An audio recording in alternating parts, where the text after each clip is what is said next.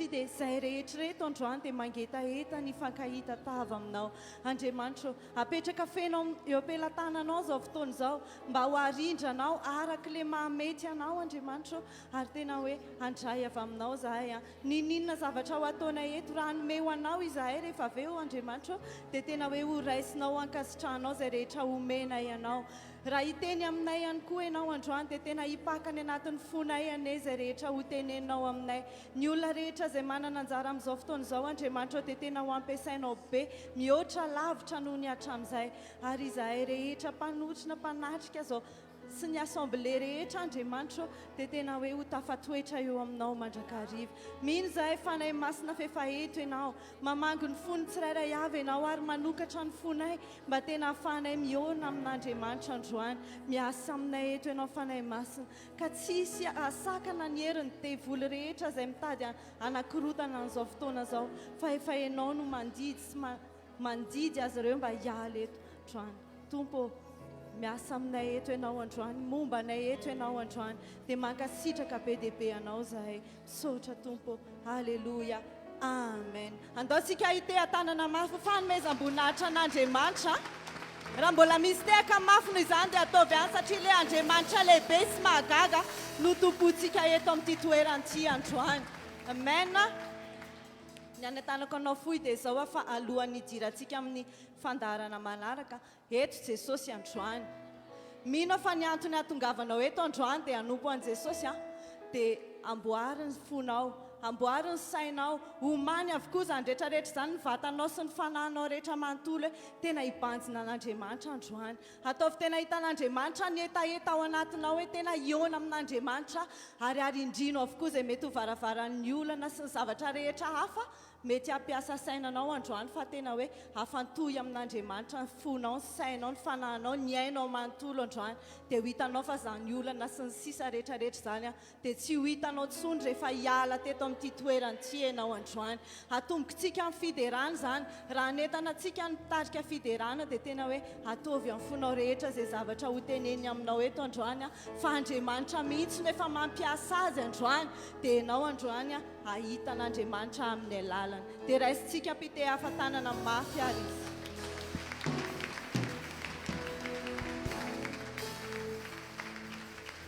Halleluja.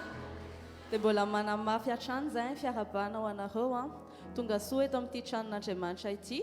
Ianareo izay manaraka ny fandaharana ihany koa mino fa Andriamanitra izay manerana ihany koa dia afaka manatrika ny mitokantranonareo rehetra any. Androany ianao tena tiako manokana hifantoka satria tsika mbola anaty volana decembre amin'izao dia mbola hitoetra ao anatina fisaorana sy fankasitrahana an'Andriamanitra foana ihany. Dia tsika ianao tena hifantoka mihitsiny hoe taiza moa ny andohanao io. Tadidinao ve tamin'ny fotoana namonjenanao? Tadidinao ve tamin'ny fotoana nandraisanao an' Jesosy? Dia tadidinao ve ny fiainanao tany aloha hoe taiza nangalan'i Jesosy anao? Mety ianao ilay mpanota be hiringirina iny, mety ianao ilay mpanompo sampy efa tsy fantatra tsony, fa izao no teneko anao hoe efa tany amin'ny fahaverezantsika ireo no vonjen'i Jesosy indray, ary fahasoavana lehibe zany no tena fifaliana lehibe mba hatonga antsika tena ahisaotra dia tsara tsika mifantoka amin'izay zavatra ananantsika fa tsy hitady foana tsy misy ka hitoetra anatina fimonomonomana. Dia za mitena anao hoe manana famonjena ianao io, manana an' Jesosy ianao io, no vonjeny tamin'ny fahasoavana ianao io. Ndao hitehaka maritsika an' Jesosy raha marina izany. Ndao ne raha tsika vakiny salamo fahenina amby valopolo ny andimy faharoa folo. Amenaran' Jesosy manao hoe hideranao amin'ny foky rehetra aho Andriamanitra Tompo, hanome voninahitra ny anaranao mandrakizay aho, fa lehibe ny famindramponao amiko. Ary rehefa novonjenao fanahy tsy ho any amin'ny fiaina tsy hita ambany indrindra. Izao sy anao izany novonjen'Andriamanitra izany. Tsy tokony ho faly be ve anao anatinao androany? Tsy haiko hoe inona ny zavatra mety hatrehanao fa izao hoe novonjen'Andriamanitra tsika tany amin'ny tsinitsinina indrindra nefa tonga lasa zanany.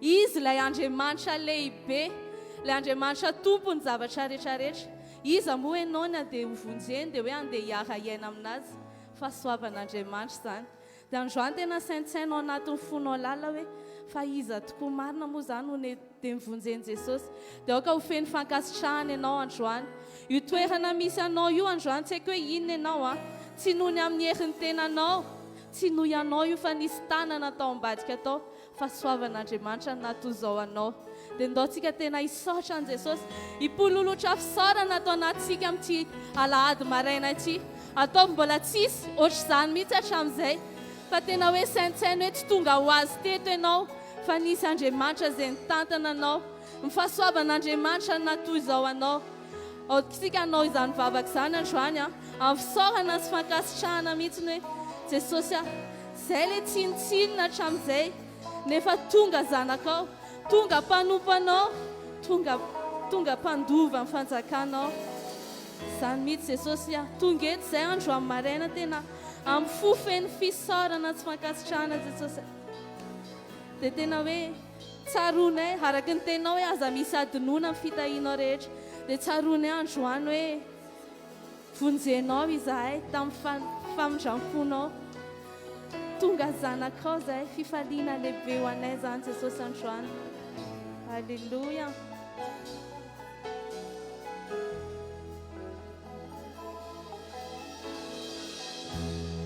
Izano izao mihoatra ny amin'ny falebiazanao zao le tsy mendrika anao ny androko sisa izao sy izay arahako aminao dia mbola famitramponao ndaontsika arahira hoe faraha izao toy izao Jesosy faraha izao no toy izao dia tsisy avy ampy fa avy aminao rehetra tsisy avy amiko fa avy aminao iza tokoa moa zahay Jesosy ny dia navotanao zao lay tsinotsinona le tao an-davaky ny liona efa natsanganao hozanaka sany mihitsy Jesosy tena tsinitsinina tokoa zahay fa ilay fahasoavanao tonga namonjy anay dia hiran'izany fahasoavanao sy fahatsaranao zany zay isan'andro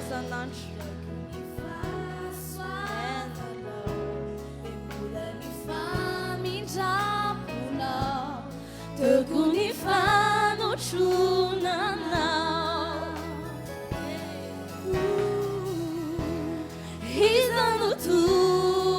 izanotoanao fa tsisy azoarina aminao miaiky ny falebiazanao faraha izao toy izao Jesosy tsara izao no toy izao tsisy avy amin'ny herinay na avy amin'ny tanjakay fa fahasoavana tsotra izao tsisy avy amiko fa avy aminao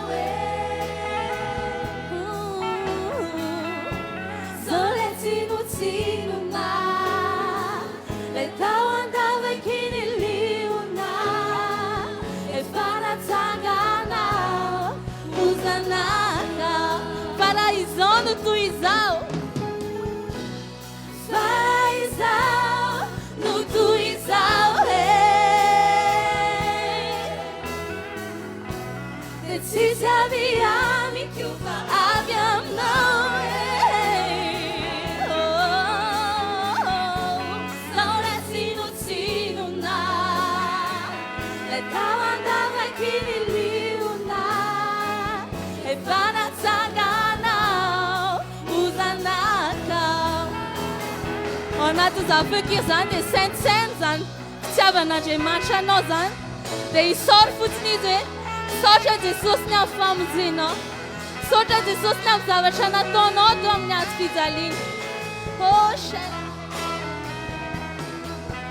iza tokoa moa zahay Jesosy no dia nitiavinao be tahaka an'izao mankasitraka Jesosy tsy misy fitiavana mihoatra amin'izay nasehonao anay izao no toy izao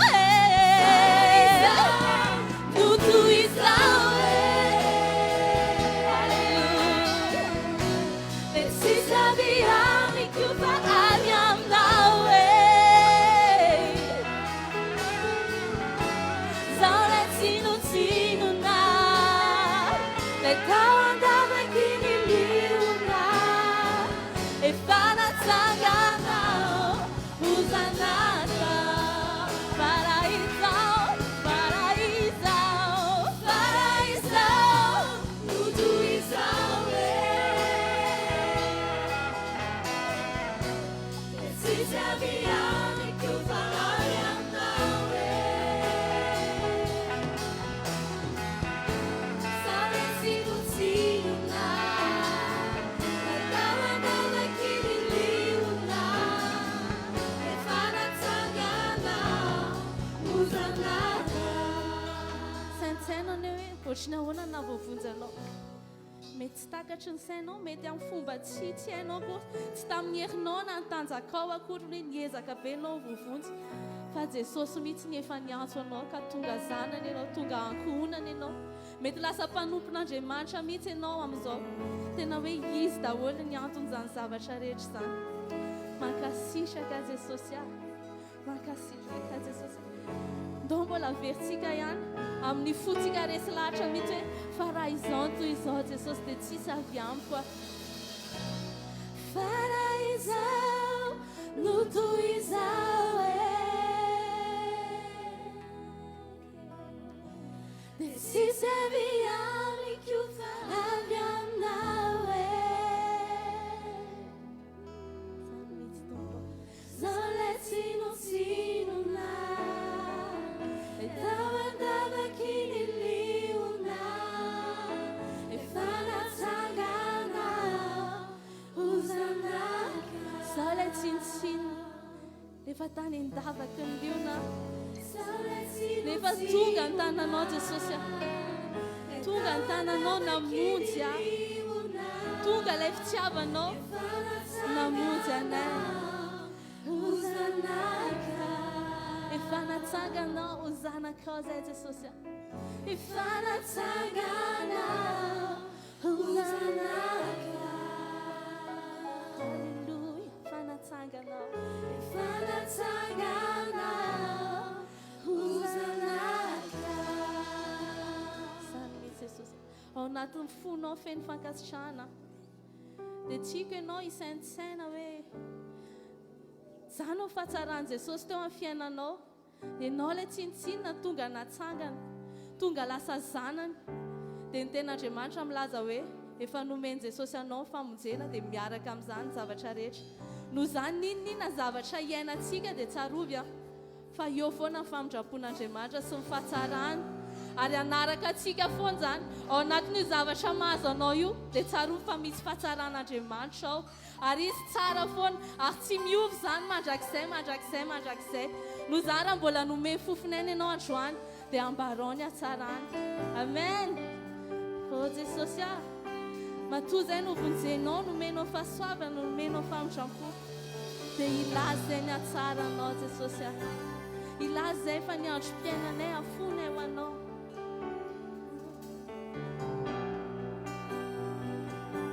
tiako ianao tompo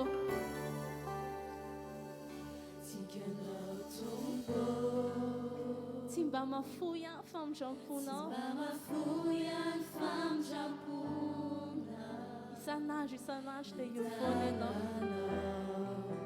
miazonany fiainako na maraina na hariva dia io foana zany famindramponao zany kasitraka mandrapatoriko tena tsara ianao Jesosy lazaina isan'andro fa tsara ianao tiako ianao tompo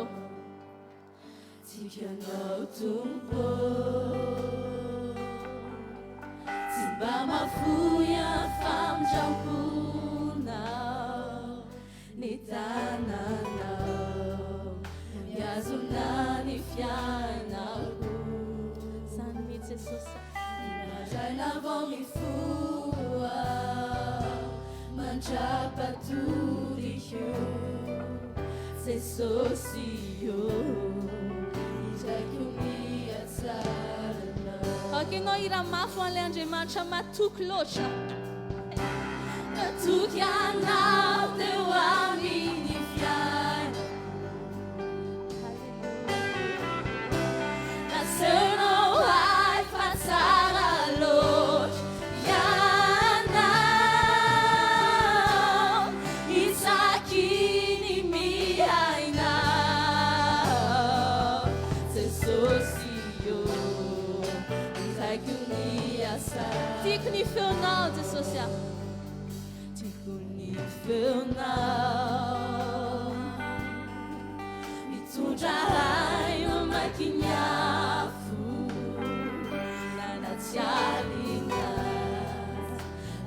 fiaindrindrana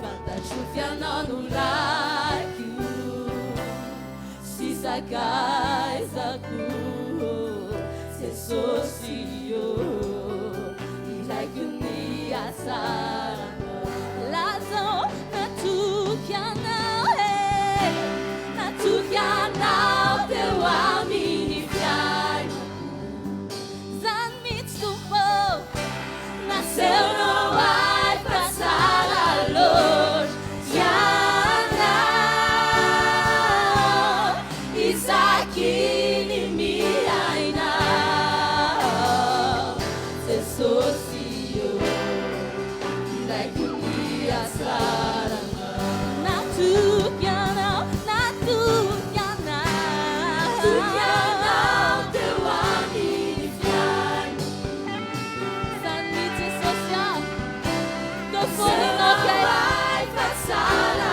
tofonenao tamin'ny andro-piainanay nanam-patsahanao isaky ny miainao Jesosy io ilaiko ny asarana natoky anao natoky anao teo amin'ny fiainako naseonao ay fa tsara loatra anao naseonao ay fa sara loatra anao raha mbola misy fofonay zay Jesosy ilaza ny atsahanao foana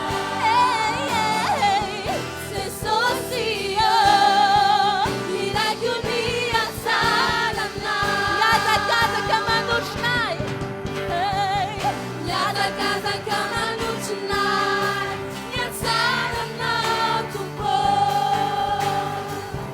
miazakazaka manotronay ny asaranao tompo ny andro mpiainako trafoiko anao antsako manoto miazakazaka manotronay ny asaranao tompo miazakazaka manotronay ny asaranao tompo zany misy Jesosy isan'andro ny andro mpiainako indro aforiko anao anjako manoko miazakazaka manotronay ny atsaranao tompo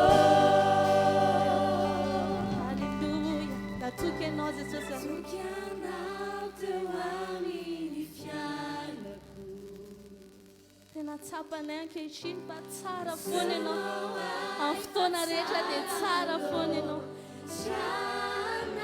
ao anatin'io zava-tsarotra lalovana io dia tsara ianao Jesosy ao anatin'ny fitondranao anay dia tsara ianao Jesosy ilaiko ny atsarana miazakazaka manotronay fa tsara anao miazakazaka manotronay fa tsara anao tompo isan'andro miazakazaka manotronay fa tsara anao miazakazaka manotronay fitiavanao miazakazaka manotronay fitiavanao tsapanao ve le fitiavan Jesosy anao miazakazaka manotronay fitiavanao miazakazaka manotronay fahasoavanao miazakazaka manotronay fahasoavanao tompo miazakazaka manotronay fahasoavanao miazakazaka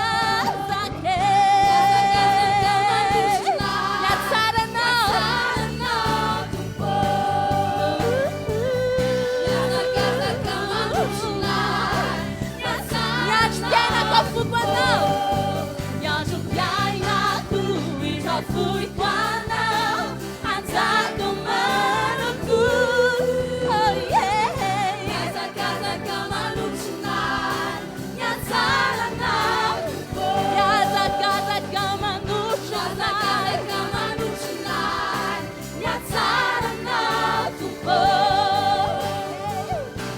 Mazakazaka manotrona miatsaranao tokoa. Natoky anao teo amin'ny fiainako. Misaotra Jesosy, mankasitraka ny amin'izany fahatsaranao sy fitiavanao zany. Tsapanay tokoa ankehitriny fa ninona zavatra mandoa fiainanay dia misy fahatsaranao foana ao ambadika izany. Ny fitondranao anay dia fahatsaranao zany. Mety tsy tankatray ankehitriny fa ilaza fotsiny izay hoe tsara ianao. Isan'andro lazainay fa tsara ianao. Halleluja, iraiky ny asaranao. Halleluja, ianao ilaza fa tsara ilay Jesosy tomponao. Ary mendrika azy ankehitriny ny dery, mendrika azy ankehitriny ny haja tsara indrindra ny anatinao, fiankofana tsara indrindra avy any anatinao dia mendrika an'ilay Andriamanitra tsara indrindra, ilay Andriamanitra lehibe indrindra, fantany zavatra ataony amin'ny fiainanao. Ianao atoky azy fotsiny dia amme saotra, amme dery, amme haja, amme voninahitra. Tsara ianao Jesosy, tsisy toanao. Amen. Amen. Ianao tena iankohaka manoloa fantsarany Jesosy androany. Mendrika ny dera sy ny haja, sandratra ny tananay ho anao mba ho voninaitra. Mendrika ny dera ianao Jesosy, mendrika ny dera sy ny haja, asandrato azy ny tananao sy ny fonao rehetra. Então mbola lazaintsika ny mendrika ny dera sy ny haja ianao Jesosy. Mendrika ny dera, ianao rery mendrika an'izany Jesosy. Ianao rery navita an'izany zavatra rehetra izany ho anay. Mba ho voninahitra, mendrika ny dera, raha misy haja, raha misy voninahitra dia omeny anao rery zany androany Jesosy. Asandratra ny tananay ho anao mba ho voninahitra. Dilazao androany fa tsara ianao Jesosy, mahagaga tsara ianao, tsisy mitovy aminao, tsisy mitoanao Jesosy, tsisy toanao fa tsara ianao, mahagaga tsara ianao, tsisy mitovy aminao, tsisy toanao saio. Iza tokoa ny azoarina aminao Jesosy, ilay mpanao lanitra sy ny tany, lehibe ianao. Sy ny haja, asandratra ny tananay ho anao mba ho voninahitra. Mendrika ny dera sy ny haja, asandratra ny tananay ho anao mba ho voninahitra. Fa tsara ianao,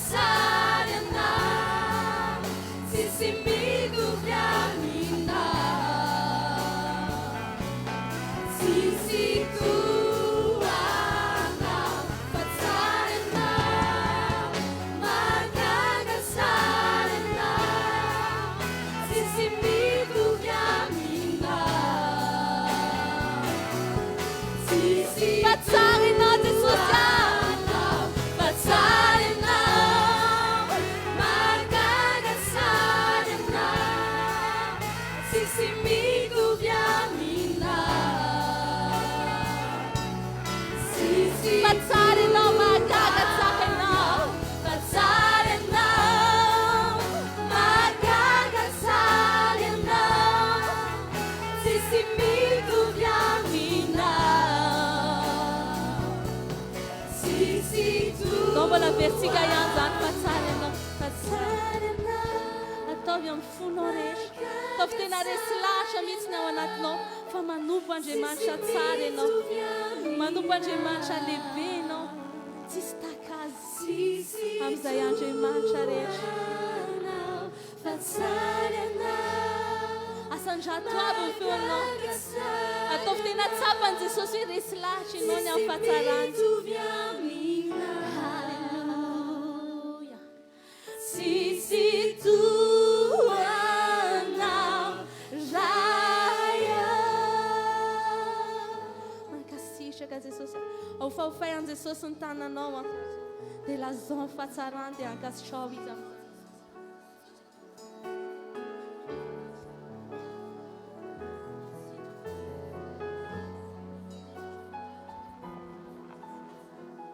tsara ianao Jesosy tena tsara ianao Jesosy alleluia alleluia tsy tsatra nilaza ny fahatsaranao zahay Jesosy satria tena zany indrindra ianao tsara ianao alleluia te hisitona ny fanatrehanao eto amin'izao toerana izao zahay Jesosy tena te hiaraka aminao eto izahay tena tianay hoe palpable eto ny fanatrehanao amin'ity androany ity ka indreto zahay tompo tonga iankohaka eto anatrehanao amin'izao fotoana izao ny fonay rehetra ny sainay rehetra ny mombanay rehetra miankohaka eo anatrehan'ny fahatsaranao miankohaka eo anatrehan'ny fahalehibiazanao satria tena lehibe tokoa ianao Andriamanitra lehibe ianao tsapanay ny fahalehibiazanao ary hitany masonay zany hitany masonay fa tena Andriamanitra lehibe ianao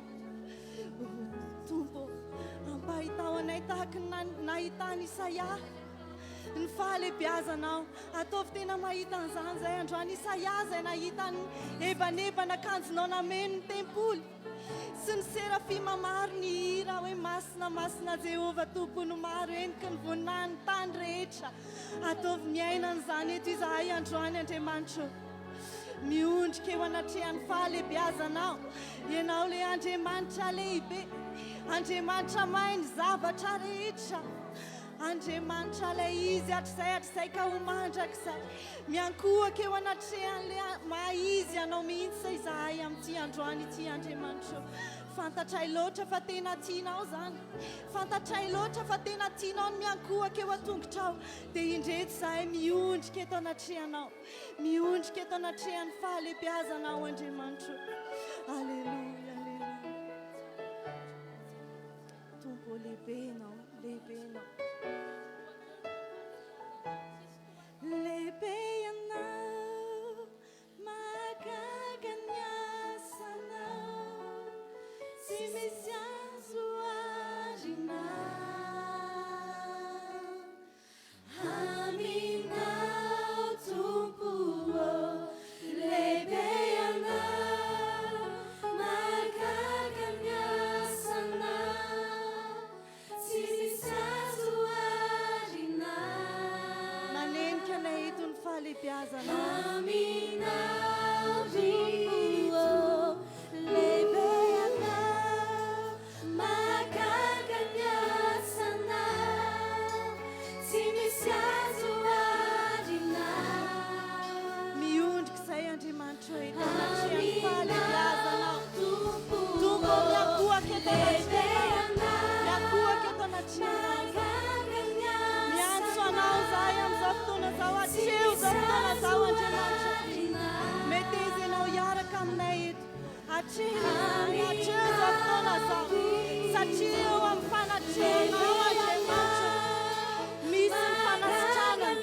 eo amin'ny fanatrehanao Andriamanitra misy ny fitsarana eo amin'ny fanatrehanao Andriamanitra misy ny fiadanana igoka an'izany zahay eto ianao le Andriamanitra lehibe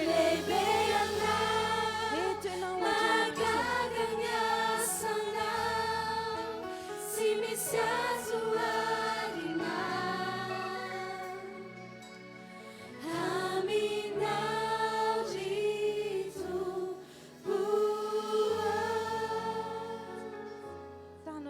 ifandraisanao amin'ny tompo. Eto izy androany.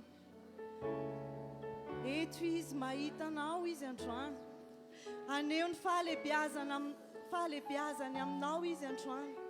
Ataovy tena vonona ny iona amin'izany fahalebiazan'Andriamanitra izany ny fonao, ny sainao, ny mombanao rehetra manontolo. Sainsainao rahalay Andriamanitra lehibe mihitsy ny miditra eo amin'ny fiainanao, dia inona daholo ny zavatra hiova.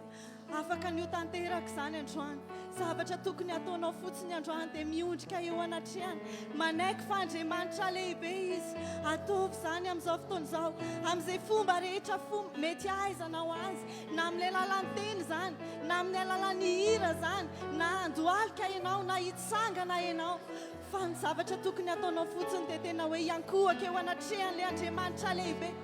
Ilay nahary an'izao rehetra izao, ilay tompo ny tompo, ilay mpanjaka ny mpanjaka, ilay Andriamanitra ambony ny Andriamanitra rehetra. Oh, alleluia, alleluia, alleluia. Andriamanitra lehibe ianao, miaika an'izany fahalebiazanao izany izahay.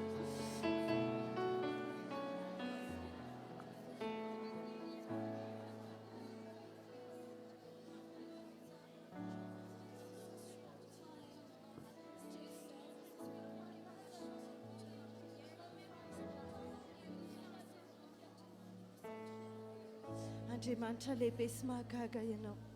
Andriamanitra tsy misy azo arina aminao. Andriamanitra tsy misy toanao. Ianao ilay alfa sy omega. Alleluia. Eto ianao amin'izao fotoana izao, mandray ianao izahay tompo.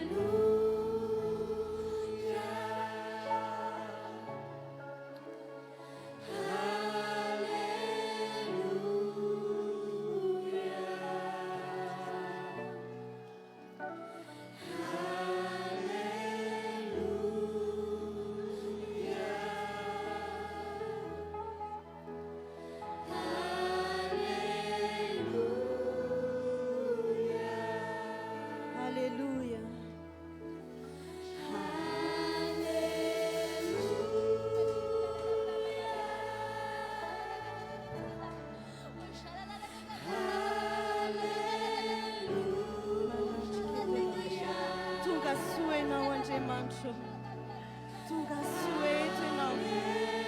Henoko ny voninahitra izao fotoana izao.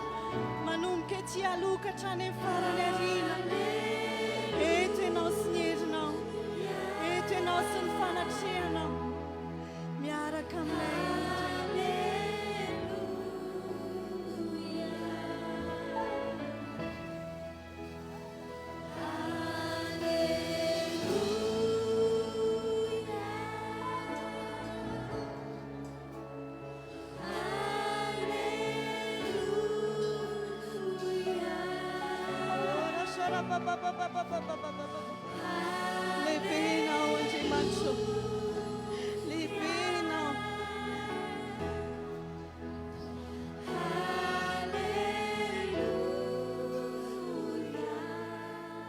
Haleluya.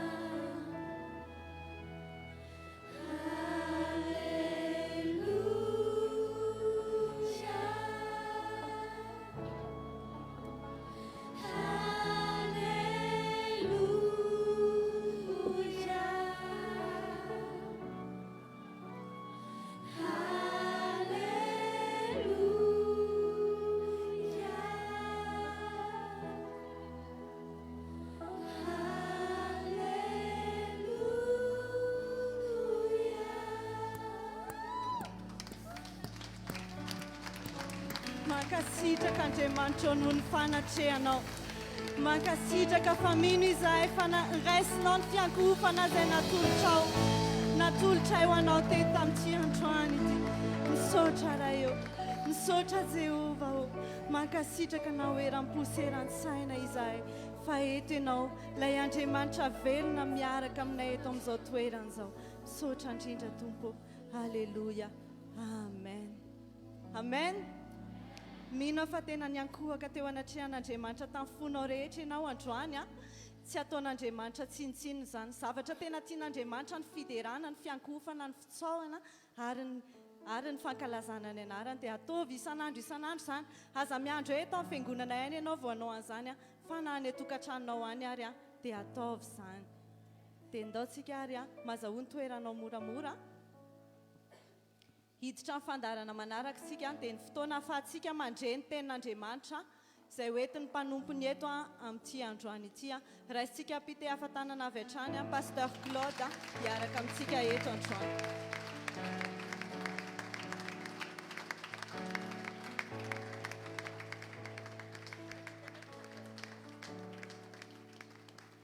Alléluia. Fifaliana lehibe no iarabako atsika rehetra izay manaraka ity fandarana ity any amin'ny télévision any, ny tokantrano misy anao rehetrarehetra any a. Arabaiko manokana ihany koa ianao natratra zao toko hoe Alahady alolohan'ny famaranana ny taona 2024 izao. Raha soa atsika rehetrarehetra ny misy tokantrano ao koa ianao izay mety ao anatin'ny tsy fahasalamana amin'izao fotoana izao any dia mitsodrano anao amin'ny anaran'i Jesosy mba ho sitrana soamatsara eny aretina. Ianao izay ao anatina olana miady saina amin'izao fotoana izao dia mitsodrano anao le Andriamanitra mahay zavatra rehetra, le niteny taminao hoe tsisy zava-mahagaga tsy haina tao. Dia ao anatin'izao faraparan'ny taona izao sy hitsenantsika ny taona vaovao dia ho hitanao an'izany herin'Andriamanitra ilay mahagaga mahay zavatra rehetra hiasa eo amin'ny fiainanao izany. Arabaiko ihany koa ny fiangonana rehetra izay miaraka manompo ato amin'ity trano fivavahana ity mitsodrano anao ihany koa ary fiangonana ho tain'ny tompo ianao. Hitan'Andriamanitra ny toerana rehetra izay nialantsika avany manodidina ny Antananarivo rehetrarehetra avany tonga miazakazaka mitady an'Andriamanitra eto dia hoy izahay hoe amin'ny anaran'i Jesosy Tompo ahitan'Andriamanitra hiasa eto ianao androany ahitan'Andriamanitra anao zavatra lehibe amin'ny fiainanao ianao ary misaotra ny tompo isika fa nentin'Andriamanitra isika teo, efa niditra tao amin'ilay hevitra masina indrindra ianao, nitsaoka ianao teo, niankohaka ianao teo, dia hoy aminao androany amin'izao fotoana izao aza vela hiala eo akaikinao tsony Andriamanitra, dia aza miala eo akaikiny antsony ianao, fa amin'izao fotoana izao izy dia afaka hiasa eo amin'ny fiainanao satria ny olona anankiray rehefa tafiditra amin'ilay hevitra masina indrindra ka mitsaoka n'ilay lehibe indrindra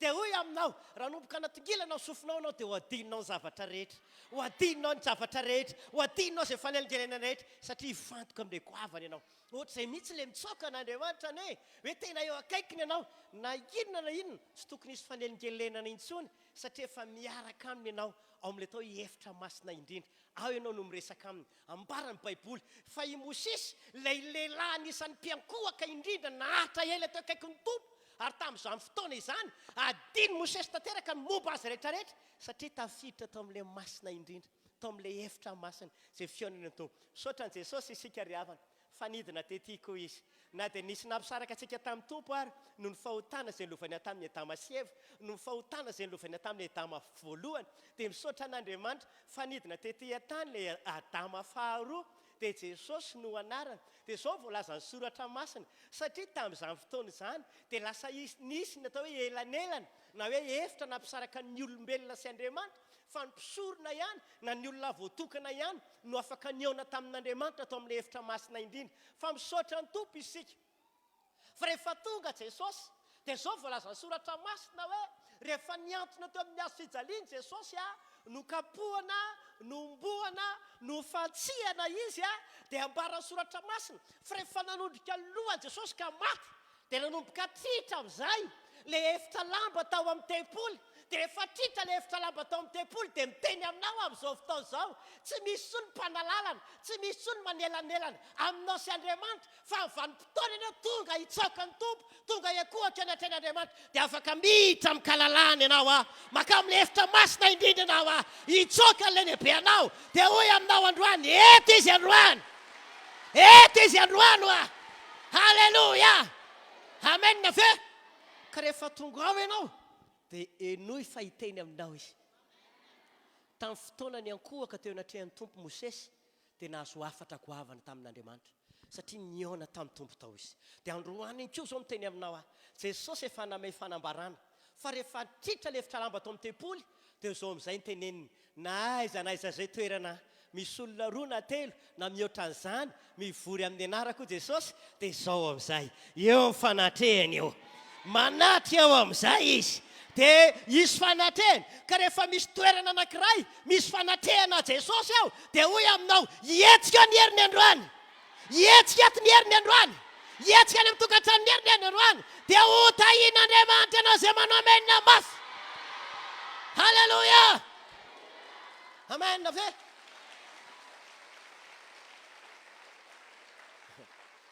zay mahatonga antsika tsy manompo amina fombafomba tsy manompo amina fahazarana ntsony fa mila babony ao anatinao manompo an'ilay Andriamanitra ny teny hoe mitady olona mivavaka sy mpiankohaka aho izy zay le Jaona toko fa 4:17 mitady dia inoko fa hitan'izany olona izany ianao dia izaho ianao any an-trano any efa hitan'izany anisoanao Andriamanitra androany anisoanao Andriamanitra androany halleluja amen na ve ka ny voninahitra ho an-tompo raisiko tombontsy lehibe raisiko fahasoavana ihany koa ny hitondra ny afatry ny tenin'Andriamanitra eto indray amin'izao fotoana izao ho amintsika rehetrarehetra tsarovy fa iraka ihany ahako fitaovana ihany ahako mpanompo ihany ahako fa ny fantatro kosa dia izao le Andriamanitra lehibe le nahariny zavatra rehetra le Andriamanitra mahagaga izy no hiasa eto androany izy no hetsika eto androany ny hery no hitanao androany zay nge nanako fahasahiana foana raha mbola mijoro mitory-teny efa imbe dehibe nahitako olona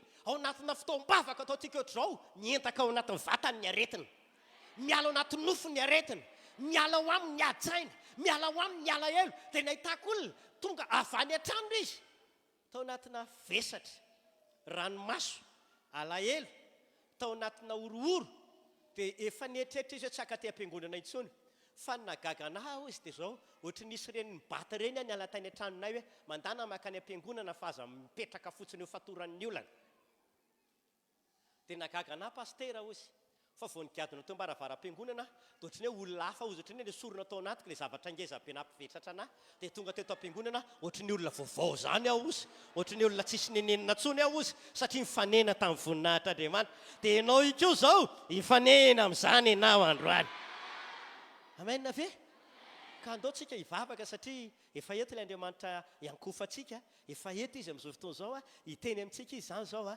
dia eno tsara zay lazainy a, eno tsara zay teneniny a, akatoavy tsara ihany koa a, ampiaro tsara mihitsy a, fa hitondra fiantraikany lehibe a amin'ny fiainantsika amin'izao faraparan'ny taona, somary fantoka kely amin'izay faraparan'ny taona izay a, sy ny zavatra ho ataon'Andriamanitra amin'ity a, dia somary fantoka ihany koa ako amin'ilay fitsenantsika ny taona vaovao satria hanao zavatra Andriamanitra dia melohany afan'Andriamanitra manao zavatra nefany dia mitaky zavatra izy.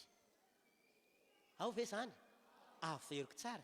Mialohana afan'Andriamanitra manao zavatra dia matetika tao anatin'ireo olona tany amin'ny testamenta taloha dia mitaky zavatra izy aloha. Eny, na i Jesosy tenany azy dia ambarany soratra masina fa rehefa misy zavatra tiana atao amin'ny fiainanao dia misy zavatra mila ietsehanao aloha ataonao. Dia izay no tinako ty afatra ty androany ka inoko fa hiteny amintsika rehetra ny Tompo e.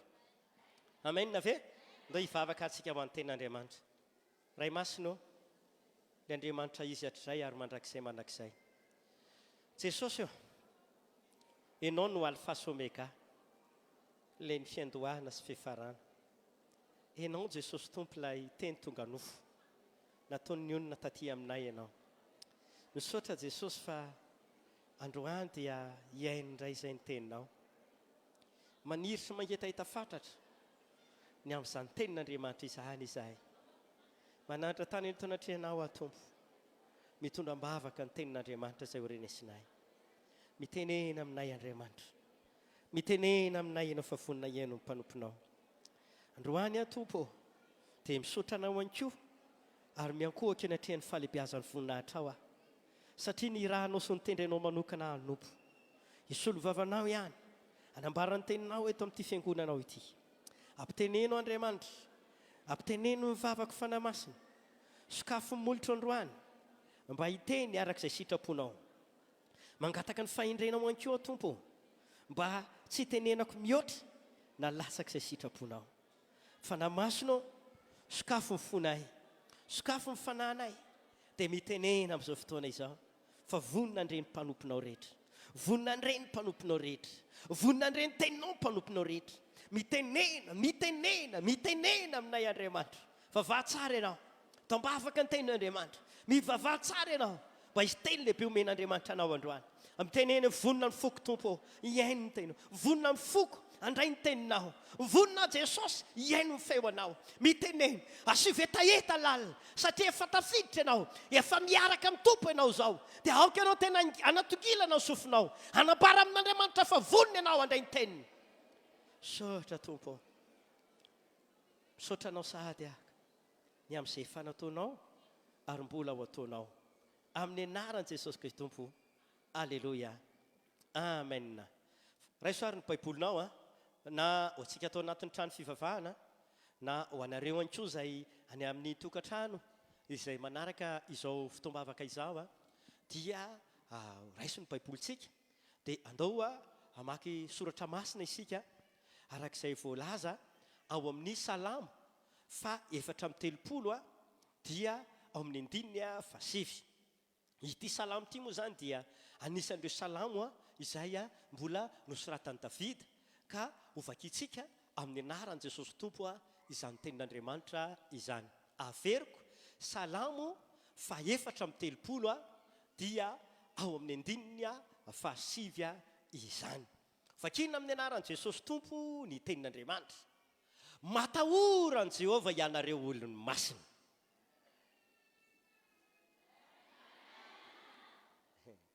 Ao ary aloha e, averiko vakina tsara dia engany mba hanao amen ianao. Matahoran'i Jehovah ianareo olony masina. Fa tsy hanan-java-mahory izay matahotra azy. Amen na. Avy amin'ny alalan'ireo tenin'Andriamanitra io zany izay voasoratra ato anatin'ity baiboly masina ity no akatsika ity fampianarana ampitondraina izao loha hevitra izao manao hoe ny amin'ny fatahorana an'Andriamanitra. Hoy aho teo aloha hoe hifantoka tanteraka isika ao anatin'ny atao hoe famaranana ny taona 2024 sy ny fitsanana ny taona 320 ihany koa. mety miatrika olana lehibe ianao amin'izao fotoana izao angambany. Mety ao anaty vanim-potoana manahirana ianao. Mety mandalo ady ihany koa ianao amin'izao faraparan'ny taona izao. Mety mba niandrandra fitahiana ianao, niandrandra fanambinana ianao. Mety ao anatina aretina ihany koa ianao miasa saina ianao hoe ahoana no ataoko ity fa ny fety ty ho avy. Ianao anaty aretina ve zany ako? Aretina ve zany ny amaranako ny taona? Aretina ve zany nitsenako ny taona vaovao? Mety ao anatina fahasahiranana ianao. Tsy hitanao hoe inona no atao satria sahirana ny ankonanao, sahirana ny tenanao, tsy misy ninina ao atokantrano. Ohatra ny te hitody ty asainao hoe Andriamanitra mba olona mivavaka ihany aty, mba olona manompo an'Andriamanitra ihany aho aty. Dia sanatria ve ho faranana amin'ny ranomaso, ho faranana ao anaty olana, ho faranana ao anaty ady ve ty taona ity? Araitsena ny taona vaovao aho ve? Dia mbola ranomaso na alahelo na sanatria ao anatina fahoriana sy tebotebo ve no hitsenako izao ny taona vaovao zany. Androany ry havana tonga eto. Androany ankoa hitena aminao izay manaraka any amin'ny tele. Hoy aminareo androany. Andriamanitra dia izao no teneniko aminao. Tsy mba tara Andriamanitra. Ary tsy lasa loha Andriamanitra. Fa amin'ny fotoana tena mety no esana Andriamanitra aminao. Dia izao no teneniko aminao. Na ho anareo manaraka any amin'ny tele, na ho anareo ato anaty trano fivavahana. Aza matahotra hoy Andriamanitra. Amin'ity faraparan'ny taona ity, ary amin'ny tsenana taona vaovao, dia hanao zavatra tsy takatry ny saina. Hanao zavatra lehibe. Hamonjy anao izay manao menina mafy any Andriamanitra. Alleluia.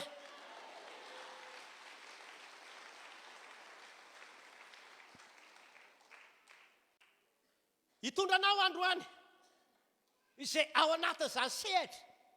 Azo lazaina fa mahaverefitra izany. Ny tarihako anao dia andao hiverina hitodika amin'Andriamanitra. Andaona hiverina hitodika amin'Andriamanitra. Andaona hiverina hiatehatra amin'Andriamanitra. Ka ny ampiresiko anao androany dia ity ary dia izao. Raha tianao tsapanao hiasa eo amin'ny fiainanao Andriamanitra. Raha tianao tsapanao anao hetsika magaga amin'ny fiainanao Andriamanitra.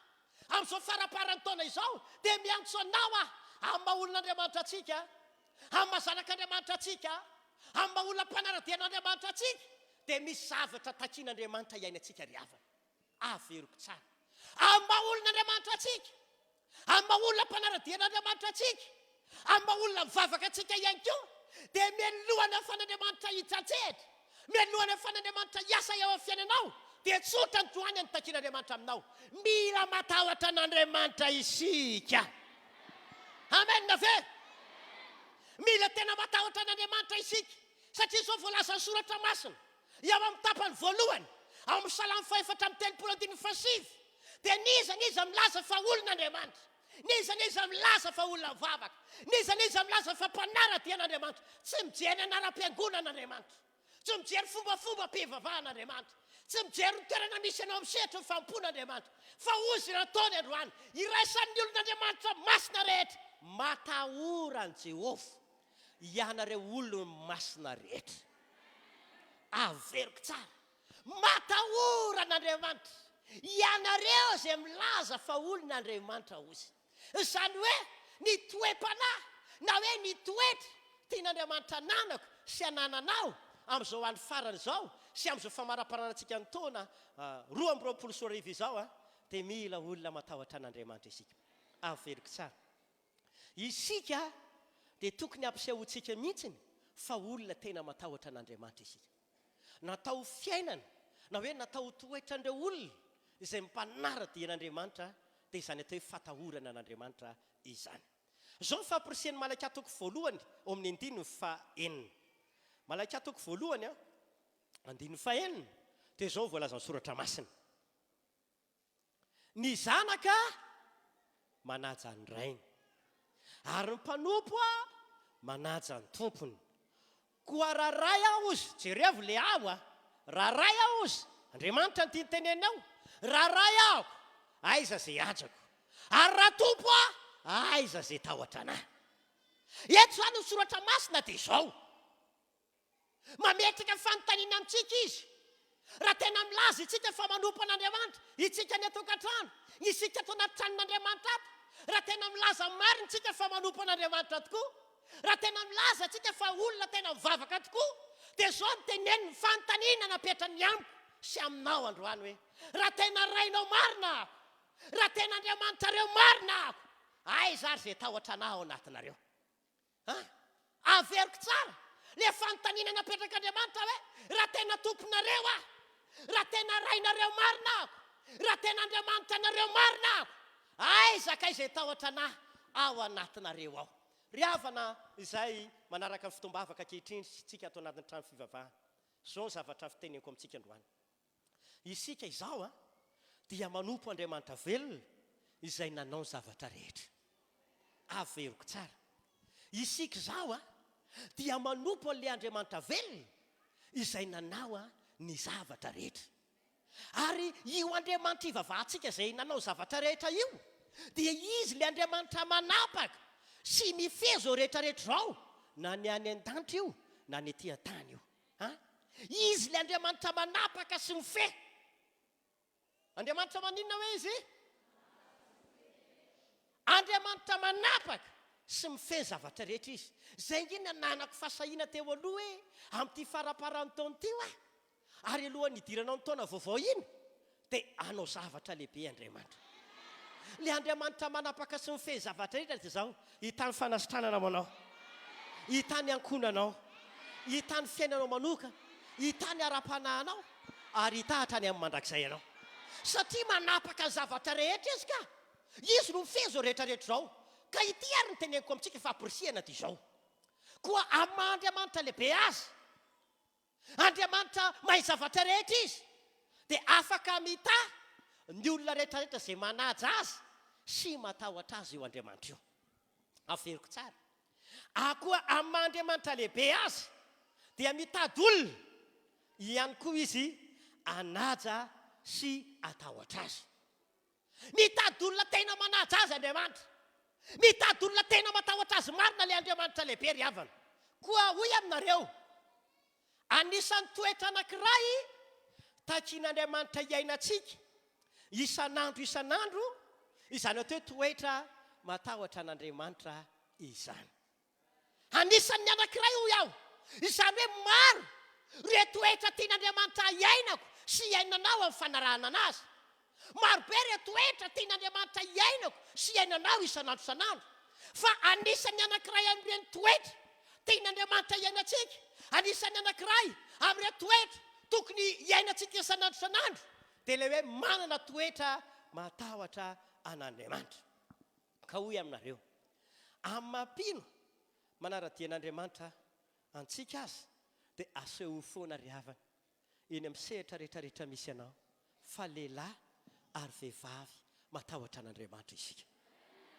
averiko tsara koa amin'ny mampino mpanara-dian'Andriamanitra antsika ary hoy aho dia asehoy eny amin'ny sehatra rehetrarehetra misy anao eny fa lehilahy sy vehivavy tena matahotra an'Andriamanitra tokoa isika satria hoy nataony manao hoe raha tena ray aho raha tena tomponareo ay zary zay tahotra an'Andriamanitra ao amiko ao anatinareo zay mihitsy ny tenenina hoe ay zany tahotra an'Andriamanitra ao anatinareo ry havana amin'izao vanim-potoana misy atsika izao tokoa dia efa miaina ao anatin'ny vanim-potoana fatanterahany tenin'Andriamanitra rehetra zay voasoratra anatin'ny baiboly itsika efa miaina ao anatin'ny fatanterahana miaina ao anatin'ny famarinany tenin'Andriamanitra voasoratra isika anisan'izany zao la tenin'ny baiboly any amin'ny boky Timoty faharoa toko fahatelo andiny voalohany dia miteny soratra masina hoe amin'ny andro farany amin'ny andro anariana dia isy andro sarotra iainana ety ambonin'ny tany isy fahoriana dikan'ilay fahoriana be dia hoe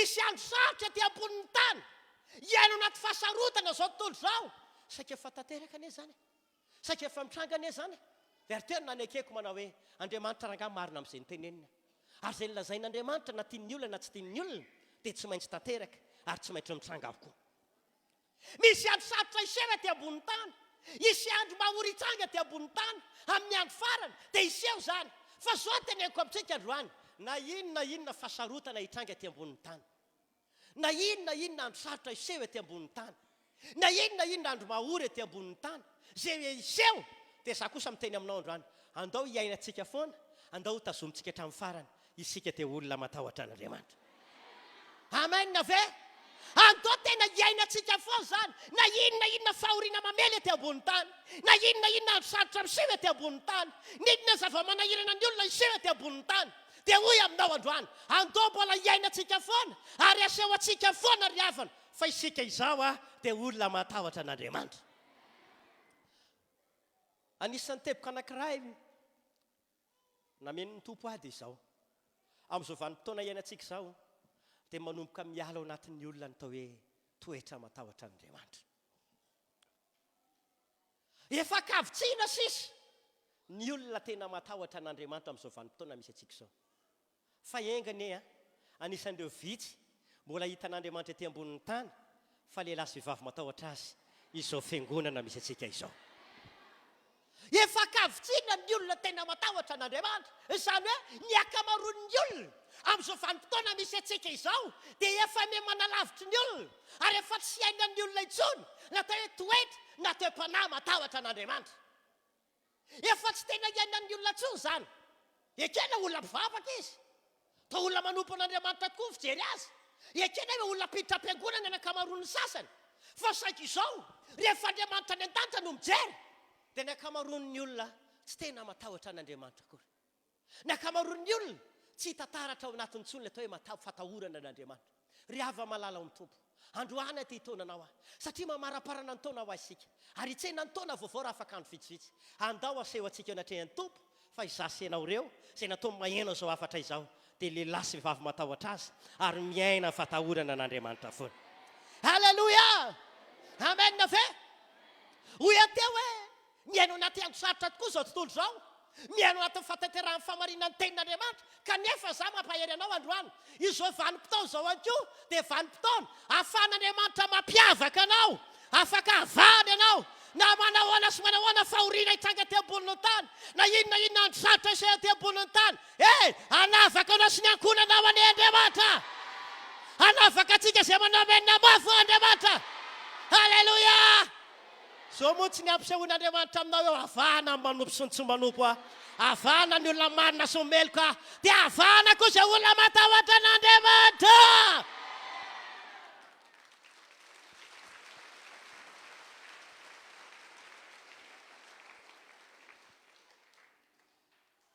Tena mila fatatsika ry havana ary mila iainantsika tokoa arak'ilay salamy faefatra amin'ny telopolo dia hoe tena mitady olona tena matahotra azy tokoa Andriamanitra. Mitady olona tena miaina fatahorana azy Andriamanitra. Matahorana Andriamanitra ianareo olona masina ozy. Na izy zany miteny fa olon'Andriamanitra vahoaka an'Andriamanitra efa nividiana tamin'ny ran'i Jesosy dia anisan'ny toetra sy toe-panahy tokony ananako ampisehoako eny an-tren'Andriamanitra dia olona matahotra azy Halleluja! Amen na ve?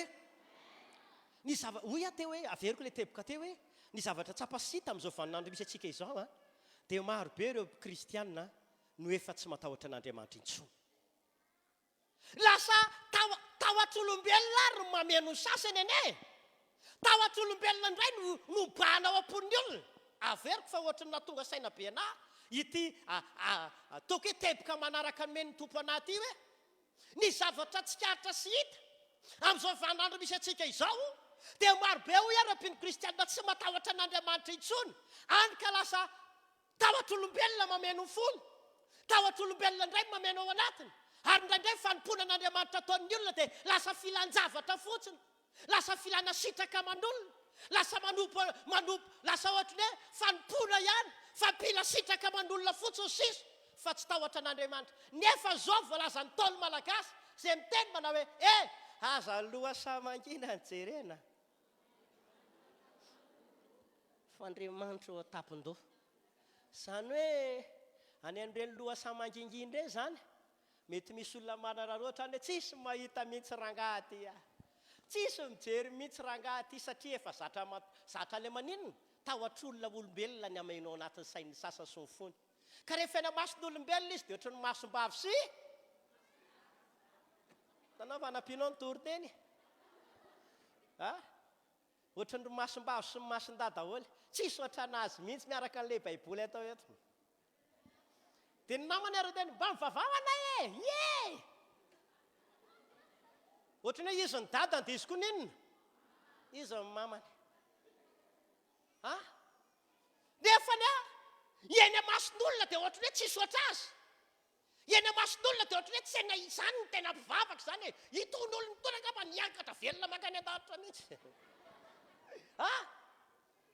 ohatr'izany mihitsy ny fijery anazy eny amason'olona izy ohatrany hoe izany tokoa fa zao ny teneniko aminao aoka tahotra an'Andriamanitra ny voalohany ho hita ao anatinao ry havana andao eo vakitsika ty iliko 12:15 ty na tonga nanontona zay teboka faran'izay manao hoe be dia be ny olona no mamita tena lasa tahotr'olombelona no mamenao anatiny fa le tahotra an'Andriamanitra lavitra anazy jereo anareo anie ty iliko 12:15 zao voalaza ny soratra masina fa asehoko anareo zay tena tokony atahoranareo ahoana hony asehoko anareo zay tena tokony atahoranareo izy dia inona matahora izay manana fahefananary any amin'ny elo izy tokony atahorana hony le manana fahefananary any amin'ny elo izy moa zany Andriamanitra ane zany misy mpivavaka fa tahotr'olombelona mameno anazy jerevinareo nge ty zavatra atantaraiko aminareo ty za mihitsiny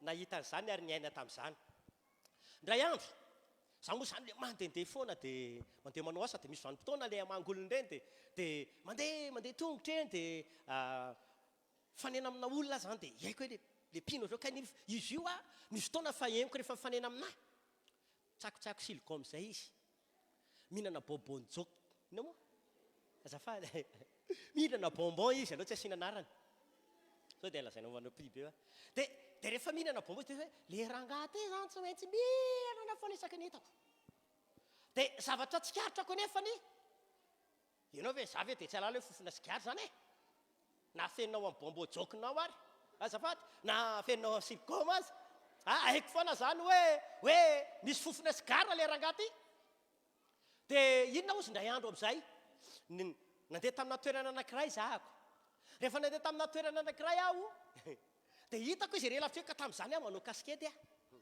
manao polo za manao tenisy tsy fantatra zany pastery dia mandeha tsara mihitsy aho zany dia fa haiko voalavitra hoe tena le rangahy iny izy mizesta be ka ny olona koa rehefa mifoka an'io ohatra ny te zesta zany mihitsy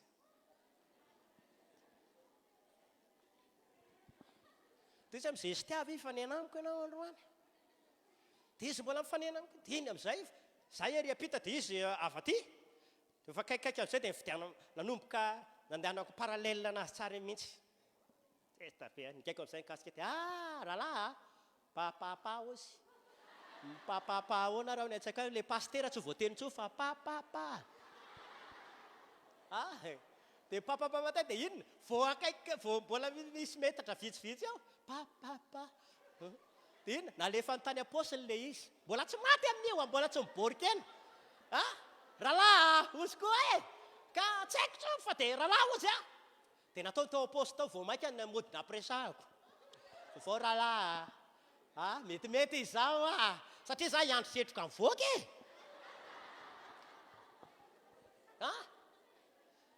fa maninona moa rehefa hitanao metatra vitsivitsy ala aminao nasitrika ala izy satria maninona zany natahotra na pastera kely ty ianao fa maninona le Andriamanitra tapolony tsy natahoranao hitana ianao nampirehitra ny interesy ny zeste hitana ianao mamoaka setroka vavanao sy ny orinao fatan tsara ohatiny asampoma mivoaka teo hita zany fa naninona tsy natahoranao izy fa mifanena tiny tamin'ity pastera kely ty reo dia nampidirinao amin'ny apôstola izy korinao zay eo napresahako andeha aloha pastera za mbola mandeha rahalahy lao aloha tsika ty any elaela nge tsika tsy nitafy arorotona amin'ny fotoana tahaka izao inona ny vaovao aona ny fampony mandeha tsara raha fampona ka mandeha tsara ny atsaiko any nefa rano mivoaka tao apôsiny amin'izay ny setroka teto amin'ny droite teto no mikanamoka lavaka aikay mainy fehany rehefa mainy fehany navoaka amin'ny voan'le izy pastera tsy foka an'ity tsony amandra-pafatoko etanatrehanao dia anatrehana tsy foka tsony pastera mbola velona fery pastera dia fa may sahady teo am'izay fa ny anatatery zay izaka hoe raha mahim paster fa naninona ho any nataonao aposy le izy eto am'izay tiako atongavana fa naninona nataonao tany aposy nefa nino hoe natahotra anao a paster ahoana ozy lika matahora zay manana fahefanandefanao any amin'ny elo hitanao zany hoe am'izao fotoa zao zany lasa olombelona indray nitohatra ny atahorana lasa olombelona indray loatra mamenao amponao nitahotra anazy fa mampino kristianina atsika andriamanitra nge nitahatsika e andriamanitra nge nitondra any an-danitra e andriamanitra nge nanamonjy atsika e jesosy nge nanolotra ameny e androandra ka mila olona matahotra anazy andriamanitra amen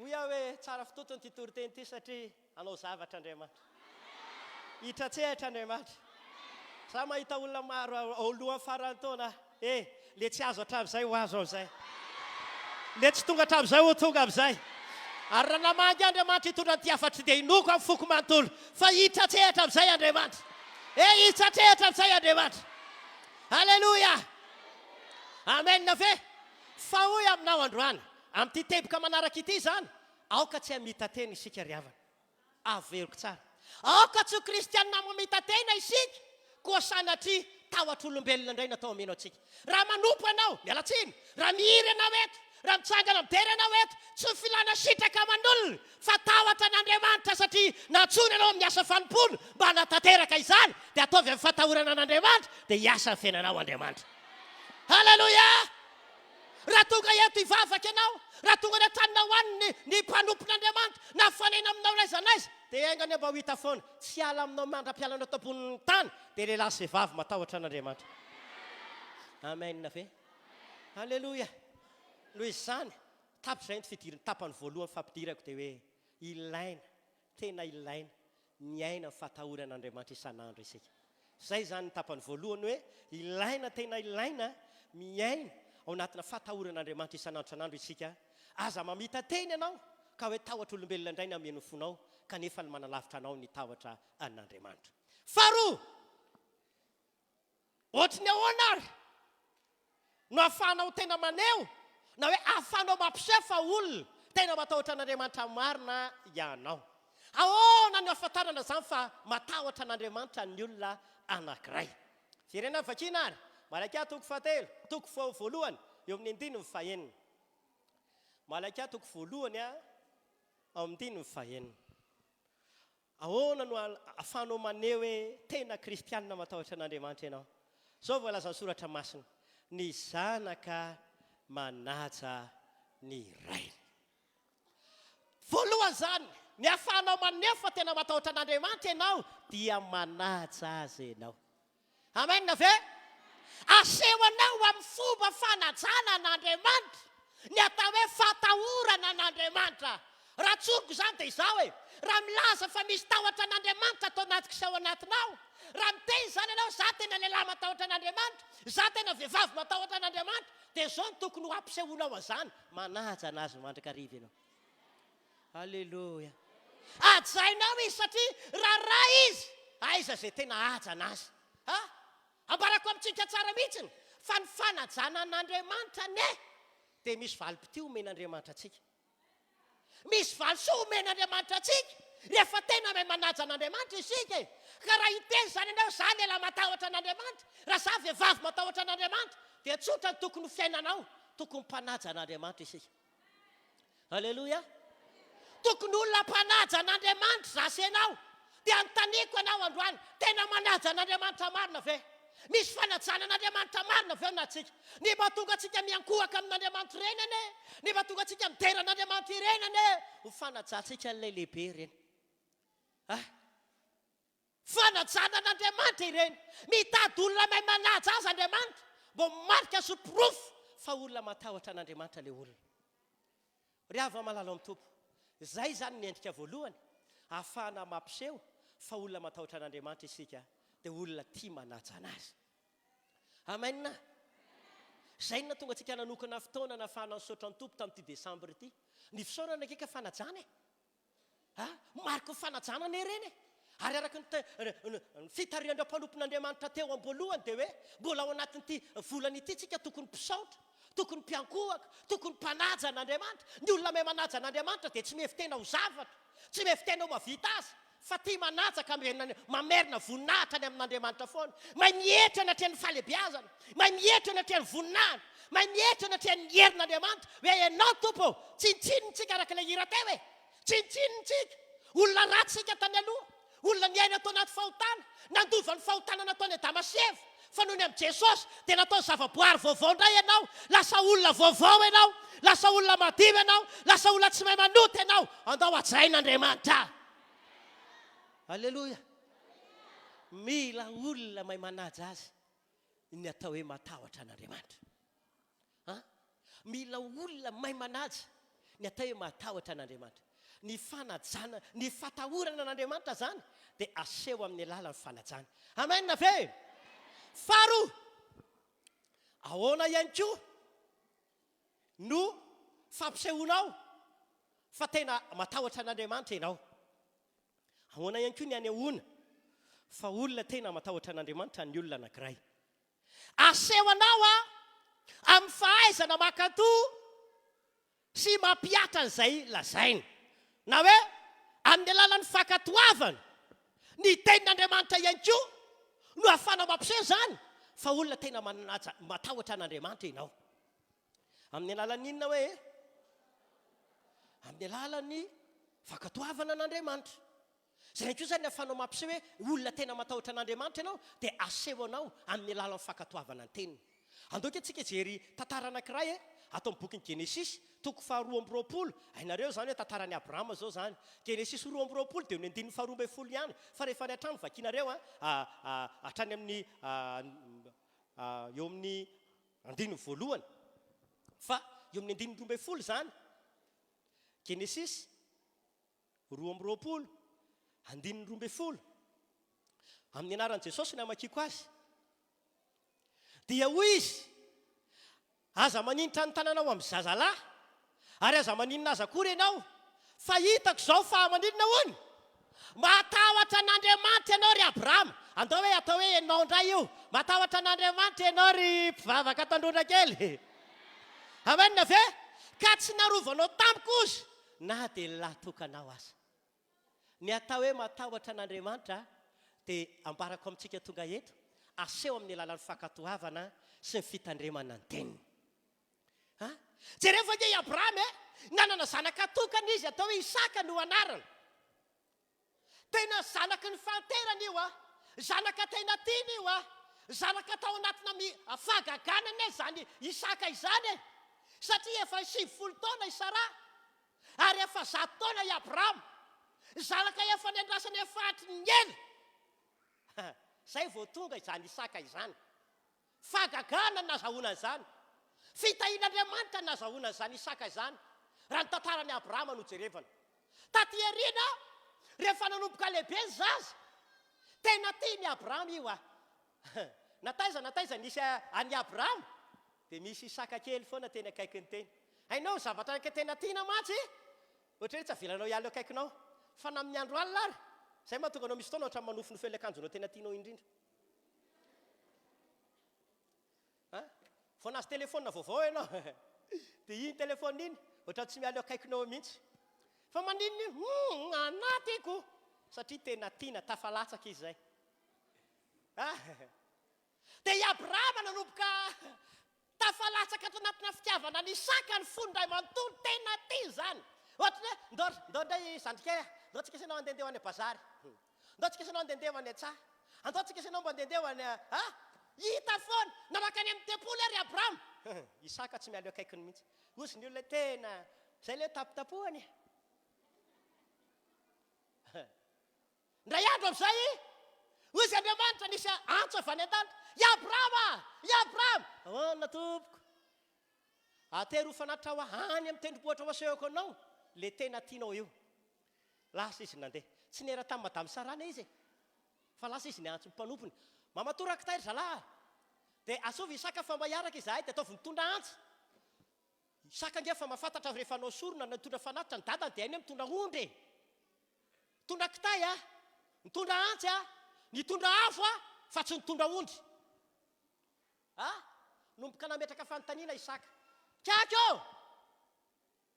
sao dia efa lehibe loatra ka miasa saina dia efa hoana anaka tondra kitaitsika tondra antsy mitondra afo fa aiza ny ondry so adino any atsaha iverenako kalme ianao Andriamanitra mahita an'izany zany nomboka tsy hitany Isaka zay tenenina ndao marako lasa amin'izay rehefa kaikaiky tonga tao amin'ny tendrombohitra mory dia nitenenina ozy Abrahama tamin'ny mpanompony mijanona ianareo eto fa zay sy zaza andeha anao fanatitra aloha dia avy eo miaraka miverina zay ity le atao fanatitra ity la zay efa miaraka miverina zay takatrareo ve le izy dikan'izay dia izao fantatry Abrahama fa nahoentiko atao fanatitra eny areo dia mbola mitondra miverina avy eo famarinana zany engany mba ho azonao ny teny tompo tenenina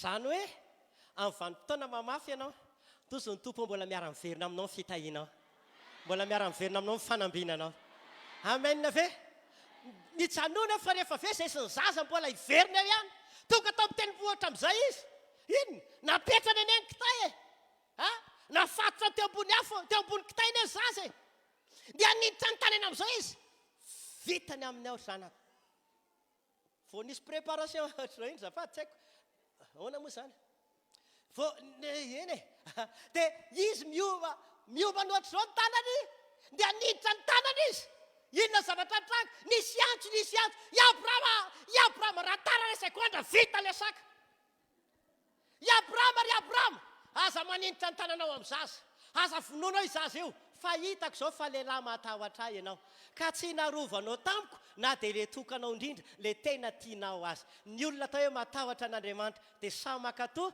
mitandrina tanteraka izay lazain'Andriamanitra enao sy zaza zany halleluja amena ve amena fatelo ny atao hoe tahotra an'Andriamanitra dia tsy orooro aty anaty tsy orooro aty anaty le izy tsy orooro aty anaty tena matahotra anazy ahoana ny anatonako anazy iny fa fanekenan'le teny le izy zay natao hoe tahotra tsy orooro aty anaty fa fanekenany teniny ainareo mantsy ny tahotra orooro any anaty dia ohatra misy dada masika be dia le dada tena masika be mihitsy ao an-trano ka vao manomboka maheno ny feon'ny dada fotsiny vao manao an'izao moataony ohatra teny hoe tonga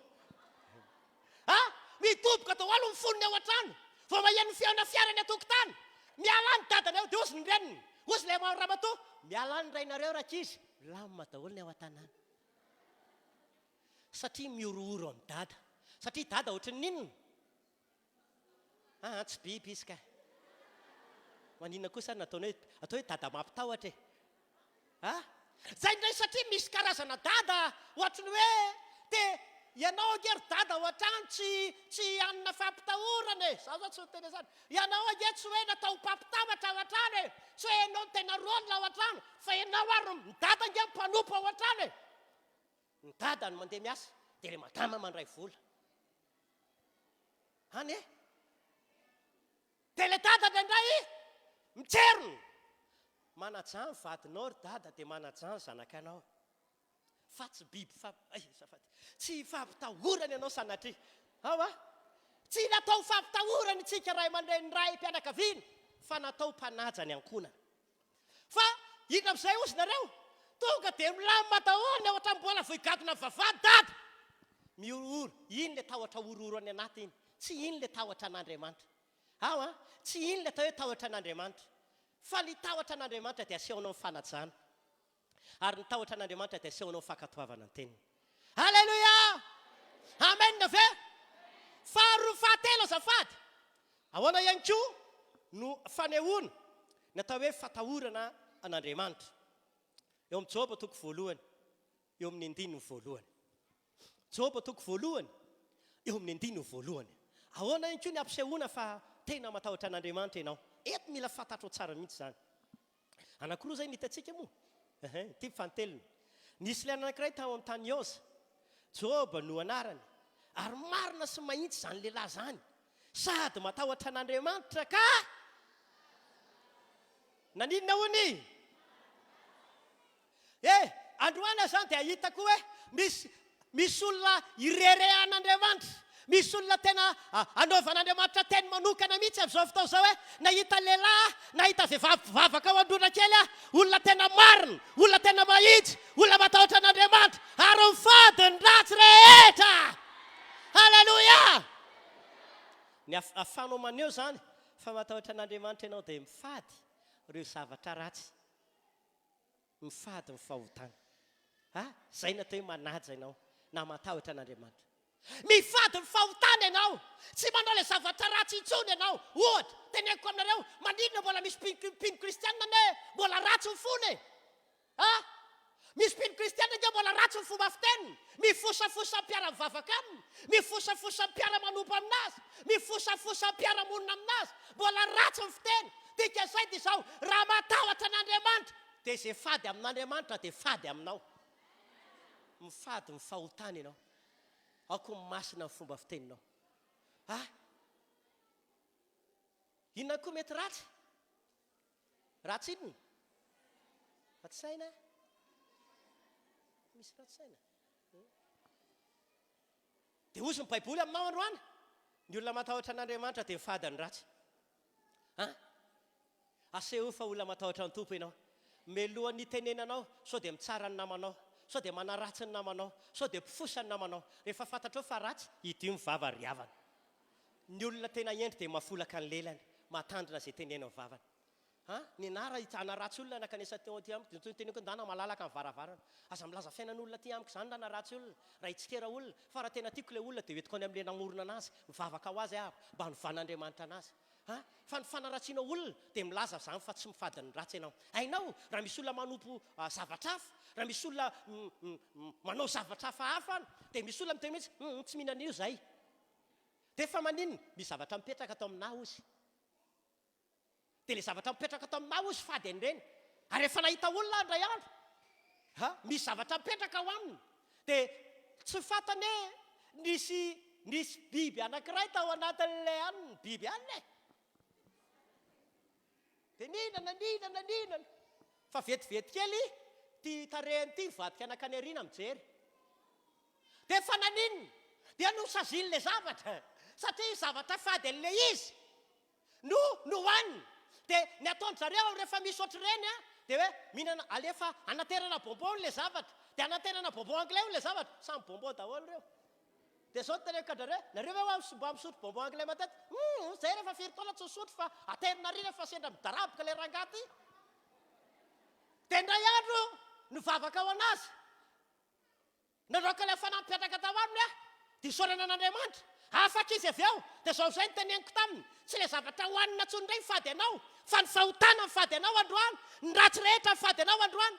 Dia hoy aminareo zany ny olona ohatr' zany azy matandrina hoe fady an'ilay zavatra ao anatiny, dia tsy samy mihinana an'iny. Ry hava malalo amin'ny tompo, ny zanak'Andriamanitra ihany koa dia raha teny fady ny ratsy rehetra dia izay izy natao hoe matahotra an'Andriamanitra. Ho avy ny farany taona, hitsena ny taona vaovaotsika, andaontsika tahotra an'Andriamanitra ka hifady ny ratsy rehetra. Andao rangahy hiova isika. Manahoana ny toetranao, manahoana ny fitondrantenanao, manahoana ny fiteny, ny fisainana, ny temponao, ry havana, raha tena olona ao amin'i Jesosy ianao dia andao hiova vaovao tanteraka amin'izay. Farany amaranako ny toriteny ary dia izao, inona ny vokatsoa azon'ny olona rehefa tena matahotra an'Andriamanitra izy? Inona ny vokatsoa azon'ny olona rehefa tena miaina ny fatahoran'Andriamanitra? Vena vakina kely Salamo 4:7 tapany faharoa. Salamo 4:7 tapany faharoa. Inona ny vokatsoa men'Andriamanitra ny olona rehefa tena matahotra an'Andriamanitra izy? Zany aho mino be mihitsy fa amin'ity farany taona ity sy amin'ny taona vaovao io zavatra lehibe ao ataon'Andriamanitra e. Tena mino an'izany fa miomany ianao. Mba tenenao akaikinao miomany ianao fa andray zavatra avy amin'Andriamanitra amin'izay. Dia ataovy amenina hoe raha marina izany. Ka vakina amin'ny tapany faharoa, ozy ny soratra masina. Tiako ianao anao amenina. Rehefa avy eo ka. Fa tsy hanandrava mahory izay matahotra an'Andriamanitra. amen ve ahoana hony dia teneniko aminao androany amin'ny anaran'i jesosy ianao ny ankonanao ny taranakanao ny vadinao tsy hananjava mahory amin'ny anaran'i jesosy halleloia tsy haiko inona mampahory anao amin'izao fotoana izao mety marary ianao manaitaina ianao mety mikorotana ny tokantranonao mety mikatso ny arabolanao misy vola andrandrainao sy atenainao tokony anaovana fety dia hoy ny olona hoe tsy mantsy azo ndray olona izy misy fahoretena mijaly ahory ahoana re fandroany ny ahafahanao tsy hananjava mahory dia andao nividianantsika an'izany dia fatahorana an'Andriamanitra inona hoe fatahorana an'Andriamanitra zao voalaza ny soratra masina rehefa matahotra an'Andriamanitra ianao dia izy Andriamanitra tsy hananjava mahory ianao tsy haiko inona zavatra mampahory ianao amin'izao fotoana izao maditra ny zanakanao ve maditra ve ny vadinao sa tsy mandeha mihitsy mifandrarana ataonao tena matsapa misy fahoriana anatiny ao vokatra zavatra misy nitranga miseho izany androany tsotra be ny an'Andriamanitra raha te hiala ao anatin'ny fahoriana io ianao dia hoy izy Andriamanitra aminao androany rehefa matahotra an'Andriamanitra raha ianao dia tsy hananjava mahory farany anankiroa ihany angambany ataontsika androany inona koa vokatsoa azontsika rehefa tena matahotra an'Andriamanitra isika ny faharoa dia izao voalazany tenin'Andriamanitra atao boky salamo salamo fa 5:100 1:7 salamo 5:100 1:7 anao zavatra ho ahy izy tena mino zany tena anao zavatra Andriamanitra halleloia tena eno mifanahiko iny sy fanao zavatra izy tena mino be ahako hoe tena tonga tamin'ny fotoana nety toriteny ty satria zava-magaga eto ozy ny soratra masina salamo 5:100 1:7 dia asivo amenina rangaha rehefa avy eo hotahina izay matahotra an' Jehova na kely na lehibe dia ho tanteraka antsika rehetra ne zany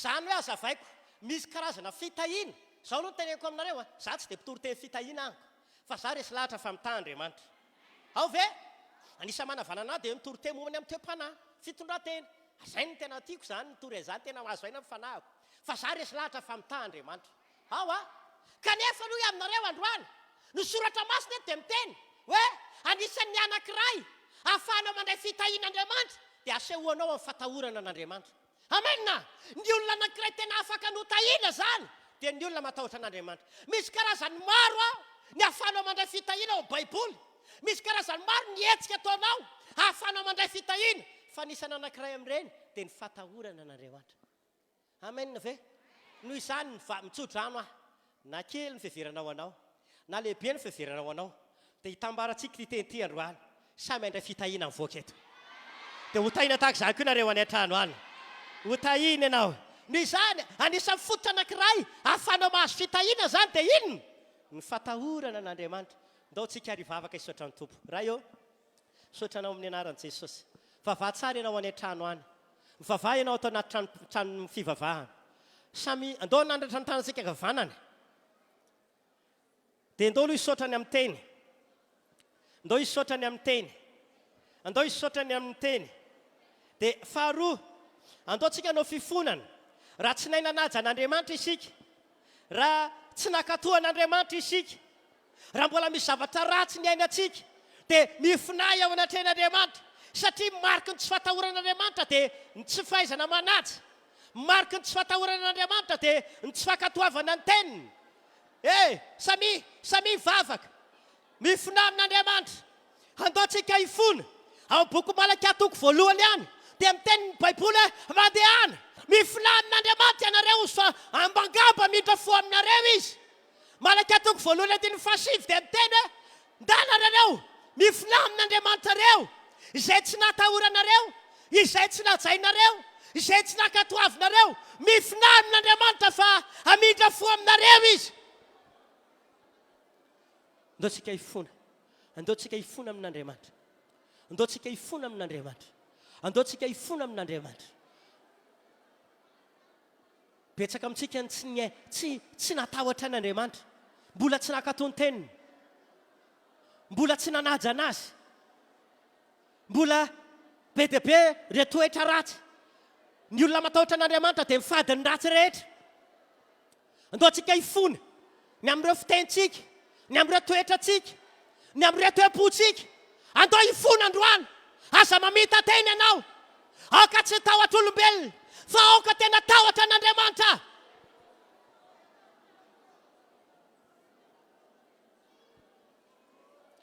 Samy matahotra n'Andriamanitra ianareo olony masina. Andao atahotra n'Andriamanitra ary fiangonana. Andao atahotra n'Andriamanitra. Raha izy izay ajana, ary raha tompo izay izay tahotra azy. Mila matahotra n'Andriamanitra ika Andriamanitra azy. Mila manaja anazy isika ry havanao.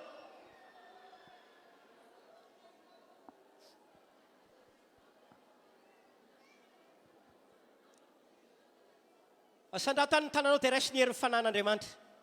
Isy fanahy tahotra n'Andriamanitra hidina ao amintsika. Isy fanahy tahotra n'Andriamanitra hirotsaka ao amintsika androany. Raisa ny herin'Andriamanitra izany, raisa ny fanahy masina. Raisa ny fanahy masina amin'izao fotoana izao. Na kely ianao na lehibe ianao, raisa ny herin'Andriamanitra.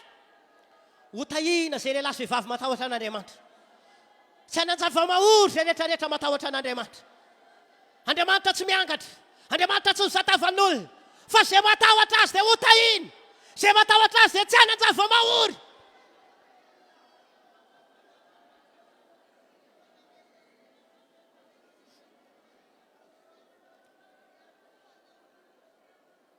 Jesosy misaotra anao ako. Amonjy tsy hanafaka anay ianao. Hitanay ianao androany. Tsapako mirotsaka eto izany herin'ny fanahy masina izany ary mameno antsika. Eniko eto ny fanatrehana. Eniko eto ny heriny. Eniko mirotsaka eto ny fafenoana. Na any an-trano ary ianao dia raisy herin'Andriamanitra. Manerana ny tany rehetra, manerana izao rehetra izao ny fanatrehana. Halleluja. Amen, amen, amen. Misaotra Tompo.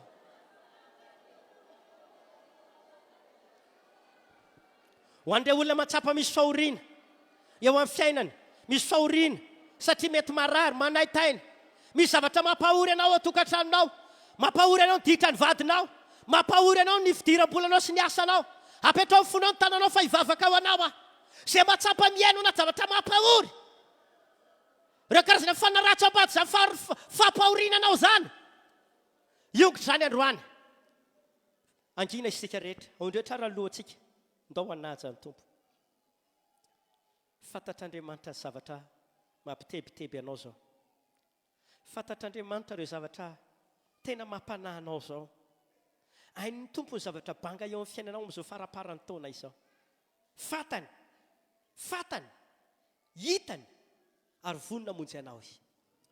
Raisy ny herin'Andriamanitra ary. Matsapa miaino anatina fahoriana ve ianao? Matsapa miaino anatina tebiteby? Miaino anatina fakiviana? Miaino anatina fanaitainana ve ianao tonga eto? Raisy ny herin'Andriamanitra ary. Ho ataonao veloma io zavatra mampahory anao manomboka eto. Ho ataonao veloma io fanaratsy mampahory anao manomboka eto. Raisy ary mifanafahana. Efa mahita olona manomboka afaka sady sahy. Be dia be ny olona ho afaka amin'izao fotoana izao. Be dia be ny olona afaka amin'izao fotoana izao. Rehefa namampahory. Apitako amin'ny tanana mipetraka eo vatan'iny herin'Andriamanitra.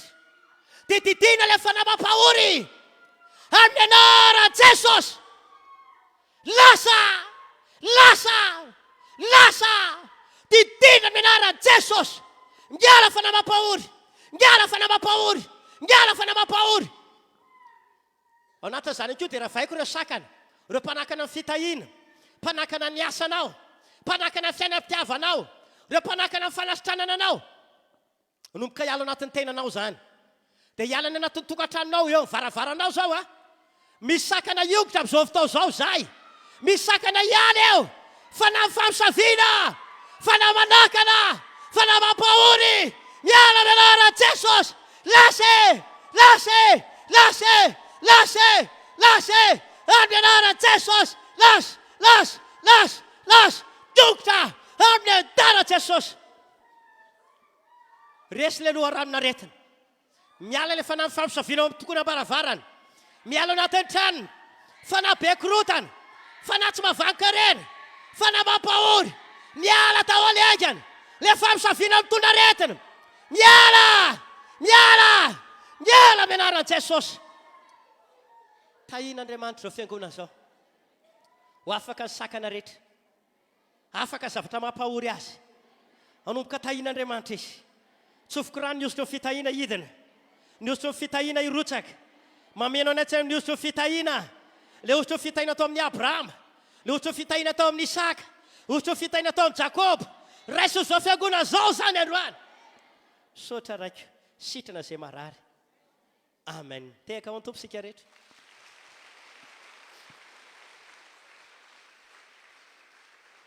Mialohan'ny ialako eto amin'ity alitara ity dia isy filazana ngeza be ity ho ambara amintsika ka samy miaino. Na ho anareo ao an-trano manaraka ny fandarana amin'ny télé, na ho anareo atao anatin'ny trano fivavahana izay tonga manotrina eto dia izao. Afaka andro vitsivitsy iaho dia ho tapitra ny taona 2024 ary inoko fa samy hitsena ny taona 2024 isika. Ny vavaka taona mpanompon'Andriamanitra dia tsisy ararintsika amin'io, tsisy marofontsika amin'io, tsisy ho tratran'ny lozitsika amin'io, ary tsisy ahita olantsika amin'io, fa ho tanteraka le teny reninao androany hoe tsy any andrava mahory ianao sady ho tahian'Andriamanitra. Ka raha ho avy ny taona 2024 hotsenaitsika tsy ho ela hoy aho dia amin'ny Alahady fa 9 volana Janoary 2024 dia isy fotoan-dehibe ho atao eto Androndrakely. Ny ora amin'ny 9, amin'ny 9, amin'ny 10. Inona moa ilay zavatra ho atao sy hitranga eto amin'ity toerana ity amin'ny fotoana io? Ny ray aman-dreny pasteur Randriana Evravel Adolphe mivady dia hitsodrano antsika amin'ny fotoana io. Hitsodrano antsika izy satria tsy hoe zavatra ny firon'ny fiangonana RHEFI Androndrakely zany, fa tena ara-baiboly zany. Satria na ny boky ny Genesis dia milaza hoe rehefa namorona ny Adamaseva Andriamanitra dia nomeny fahefana hanjaka sy hanapaka amin'ny zavatra rehetra Adamaseva, dia efa mbola naninona, mbola nitsofin'Andriamanitra rano mba ho tonga amin'ny fahavokarana sy ny fahalebiazana izy mivady. Nitsofin'Andriamanitra rano.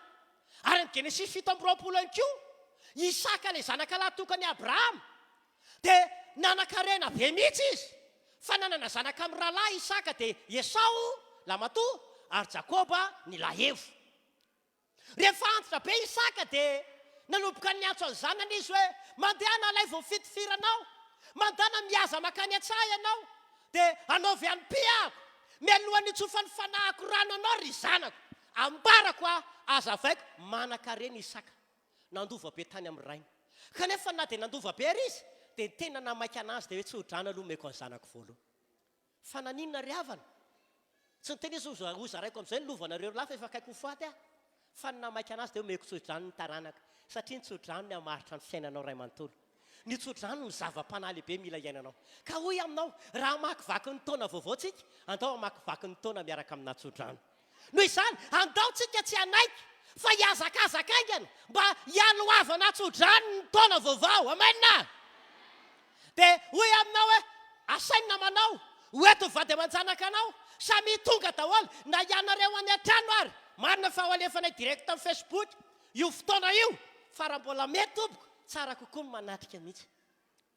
Tsara, tena tsara, tongava isika mba io ny anasaina ainareo mba ho avy marobe eto Androndrakely amin'ny fotoana io. Dia ny ataontsika satria hoy Isaka hoe anaovy any piako dia ho tsofoko rano ianao ry zanako. Tika zay dia ity manana zavatra be dehibe omby, manana briky be dehibe ane, manana rameva nge Isaka afaka nyteneniny zany ny ndana maka matavitavy dia karakaray ho any. Fa naninona nataony azy ny zanany? Satria zava-panahy izy dia misy hetsika ny etsehana niny mba ho marina so tanteraka ilay tsodrano. Tsy vidim-bola ny tsodrano, tsy ho sandaina ny tsodrano, fa ny amin'ny tontolo ara-panahy dia misy hetsika kosa ifandraisanao amin'iny mba tonga ny ho tanteraka eo amin'ny fiainanao sy ny ankonanao. Ka hitondra le ampitsika amin'ny fotoana io ho an'ny mpanompon'Andriamanitra ray aman-dreny izay hitondra ny tsodrano atsika dia ho ataontsika ao anaty valopy zany, na ho amin'ny zanakanao, na ho an'ny tenanao, na ho an'ny vadinao, ataovy ao anaty valopy. Io koa moa ny fotoana mba hiara-batsika ny ray aman-drentsika natratry ny taona anaterantsika bonane ho azy, solom-body akoho. Hoy ny soratra masina tokony azaina avroeno zay manam-pahefana dia izay mikely aina mitory ny tenin'Andriamanitra ary mampianatra antsika ny amin'ny fiainana mandrakizay. Andao tsika mba hanaja io mivanim-potoana anankiray mba ahafahantsika miaraban'izy ireo natratry ny taona sy ahafahantsika mitondra izay mba solomboady koa ho an'ny ray aman-drentsika. Mino aho fa ho tain'ny tompo Androndrakely ho tain'ny tompo ianareo mpanaraka fandaharana ho raro soa antsika rehetra ho tratran'ny fahavalon'ny volana janoary daholo isika tahian'Andriamanitra to.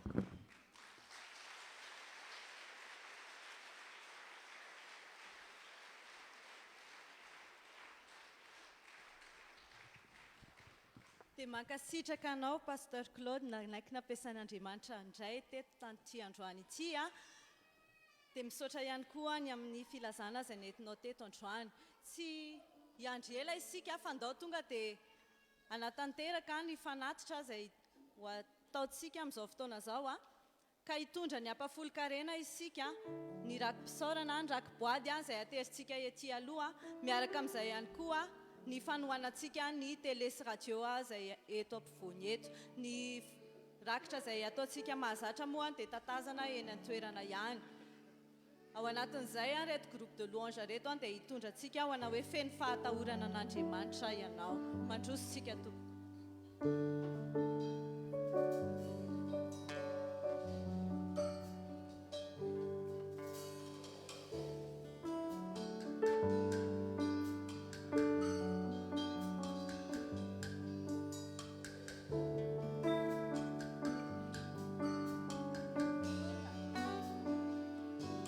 Ity aho hiverina aminao. Ity aho hiverina aminao, iankoky eto an-tongotrao. Tompo hisaotra anao, mpanota efa very aho tanaty famazinana.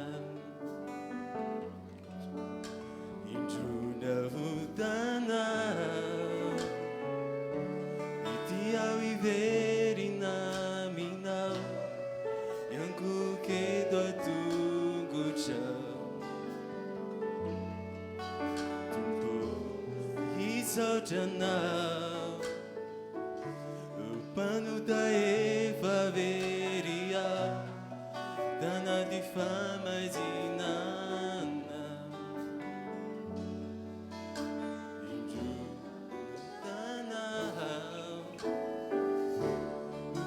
Tsy misy raha sinao, tsisy ninonao, fa ny fahasoavanao no mbola matoy zao ay. Fatako itsoza iafara,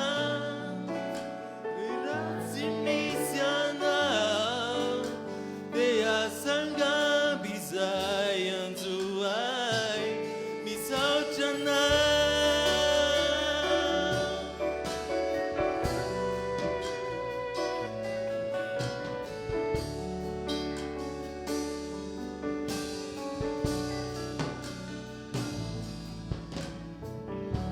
Ity aho hiverina aminao, iankoky eto an-tongotrao. Tompo hisaotra anao, Fizarehetra ananako. fizarehetra ananako, izay ampelantanako. Tompo avy aminao. Avy aminao, Tompo tsy nisy raisina. tompo tsy misy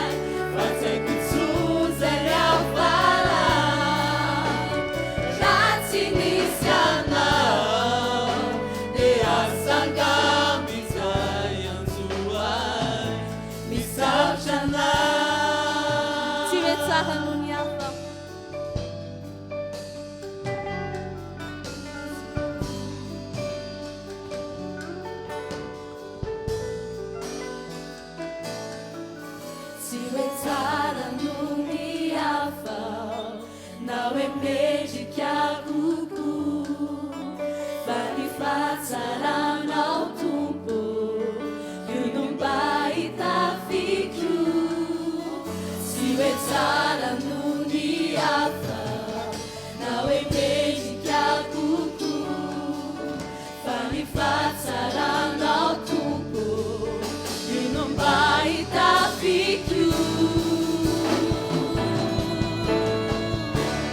tompo tsy misy rasinao se sininonenona fa ny fahasoavanao mbola naty zao ay fa tsy akizozany afara raha tsy nisy anao le asangamizanatsoa tompo tsy nisy rasinao sy sininonina fa ny fahasoavanao mbola naty zao ay fa tsy akizozany afara raha tsy nisy anao le asangamizanatsoa ay misaotra anao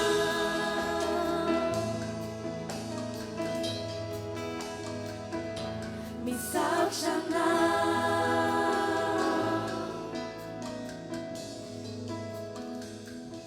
misaotra anao Natsika ity tanana mafy fisaorantsika ny tompo.